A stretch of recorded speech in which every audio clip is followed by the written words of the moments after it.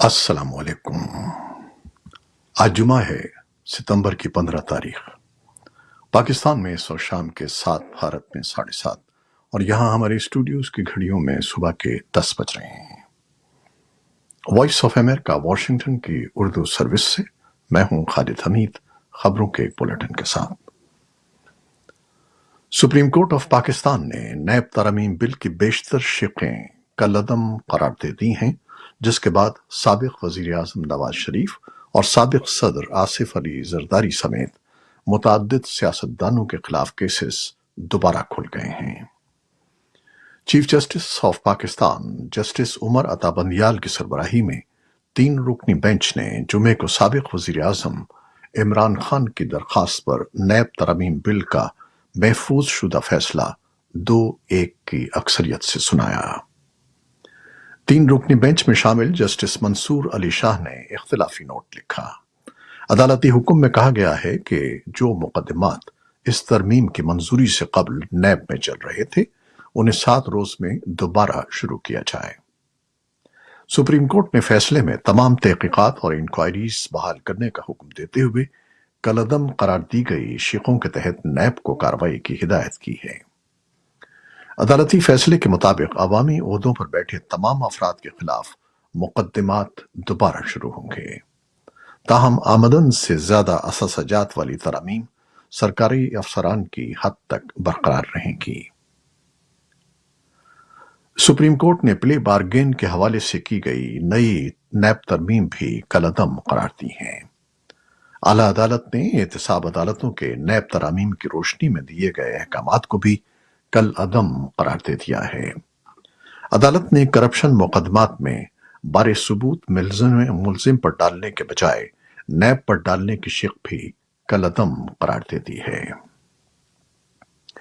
پاکستان اور افغانستان کے درمیان بین الاقوامی سطح پر تسلیم شدہ مصروف ترین سرحدی گزرگاہ طورخم 9 دن کی مسلسل بندش کے بعد جمعے کے روز سے دوطرفہ آمد و رفت اور تجارت کے لیے کھول دی گئی ہے۔ سرحدی گزرگاہ کھولنے کا فیصلہ کابل میں طالبان حکومت کے وزیر خارجہ اور افغانستان میں پاکستان کے سفیر کے درمیان جمعرات کی شام ہونے والے مذاکرات میں ہوا تھا۔ جمعے کی صبح سرحدی گزرگاہ کے کھلنے کے بعد سرحد کے دونوں جانب ہزاروں کی تعداد میں رکے ہوئے لوگ اور تجارتی سامان سے لدے ٹرک اور ٹرالرز اپنی اپنی منزل مقصود کی طرف روانہ ہو گئے۔ پاکستان اور افغانستان کے مشترکہ chamber of commerce and industry کے عہدیداروں سمیت خیبر کے سرکردہ قبائلی رہنما ملک دریا خان زخاخیل نے بھی حکومت کو افغانستان کے ساتھ تعلقات اور دوطرفہ تجارت کو بہتر بنانے کا مشورہ دیا ہے، جو ان کے بقول سیاسی طریقوں سے بآسانی حل ہو سکتا ہے۔ طالبان حکومت کی وزارت برائے مہاجرین اور وطن واپسی کے امور کے حکام نے گزشتہ ہفتے پاکستان میں 500 افغان مہاجرین کی گرفتاری کی اطلاع دی ہے، جن میں ایسے افراد بھی شامل ہیں جن کے پاس پاکستان میں قیام کے لیے قانونی دستاویزات ہیں۔ اسی دوران وزارت نے کہا کہ گزشتہ روز صوبہ بلوچستان کی کوئٹہ کی جیلوں سے 120 افغان باشندوں کو قانونی دستاویزات کے ساتھ رہا کیا گیا ہے۔ سعودی عرب کی وزارت دفاع نے 2 فوجی اہلکاروں کو پھانسی دے دی ہے، جن پر دیگر جرائم کے علاوہ غداری کا الزام تھا۔ ان 2 افسران میں ایک پائلٹ اور ایک سارجنٹ میجر کو سن 2017 میں گرفتار کیا گیا تھا اور انہیں غداری اور قومی مفاد اور فوجی اعزاز کا تحفظ نہ کرنے کے الزام میں موت کی سزا سنائی گئی تھی۔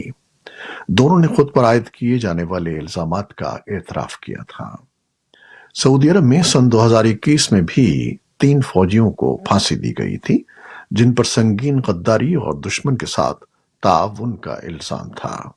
سعودی عرب انسانی حقوق کے ریکارڈ پر بڑھتی ہوئی عالمی تنقید کی زد میں ہے۔ اقوام متحدہ کے انسانی امور کے رابطہ دفتر اوچا کے سربراہ مارٹن گریفتس نے خدشہ ظاہر کیا ہے کہ لیبیا میں تباہ کن سیلاب کے نتیجے میں قریب 20,000 افراد ہلاک ہو سکتے ہیں۔ جنیوا میں خطاب کرتے ہوئے گریفتس نے لیبیا میں ہونے والے واقعات کو ایک المیہ قرار دیا اور کہا کہ ان کے دفتر نے علاقے میں ٹیمیں بھیجی ہیں۔ لیبیا کے حکام نے جمعے کے روز شہریوں کو سیلاب زدہ مشرقی شہر درنا میں داخل ہونے سے روک دیا تھا تلاش کرنے والی ٹیمیں مٹی اور تباہ شدہ عمارتوں میں سے 10,000 افراد کو تلاش کر سکیں جو تاحال لاپتہ ہیں۔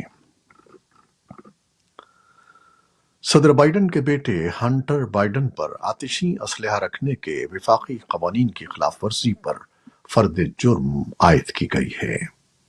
فرد جرم کے مطابق ہنٹر بائیڈن نے سن 2018 میں اسلحہ خریدتے وقت منشیات کے استعمال سے متعلق غلط بیانی کی تھی۔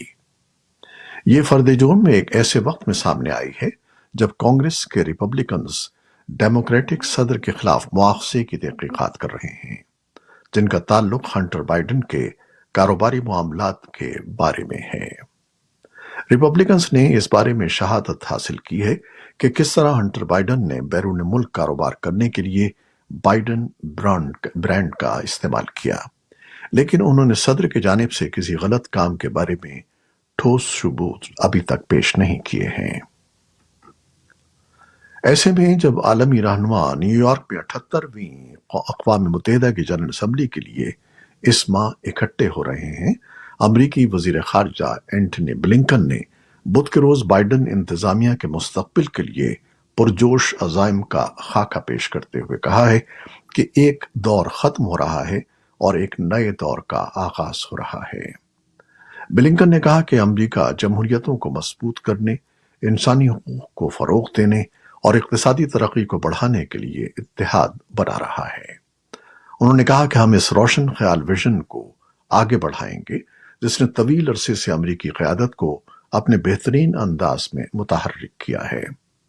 انہوں نے دنیا بھر میں مطلق العنان حکومتوں کی حمایت کرنے پر، چین پر اور یوکرین کے خلاف غیر منصفانہ جنگ شروع کرنے پر روس پر تنقید کی۔ یوکرین کی فوج نے کہا ہے کہ اس کی افواج نے روسی فوجیوں کے ساتھ شدید لڑائی کے بعد ملک کے مشرق میں ایک گاؤں پر دوبارہ قبضہ کر لیا ہے۔ اینڈریوکا گاؤں مشرقی ڈونیٹسک کے علاقے میں روس کے زیر قبضہ باخموت سے تقریباً 10 کلومیٹر جنوب میں ہے۔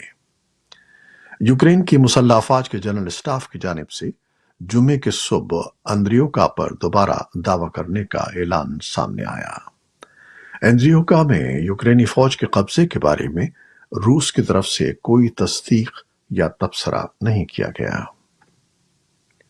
روس اور شمالی کوریا نے اپنے رہنماؤں کی ملاقات کے دوران فوجی تعاون پر تبادلہ خیال کیا ہے، جس پر جنوبی کوریا نے افسوس کا اظہار کیا ہے اور کہا ہے کہ سول پیونگ یانگ اور ماسکو کے درمیان مشترکہ فوجی مشقوں کے امکان پر گہری نظر رکھے ہوئے ہیں۔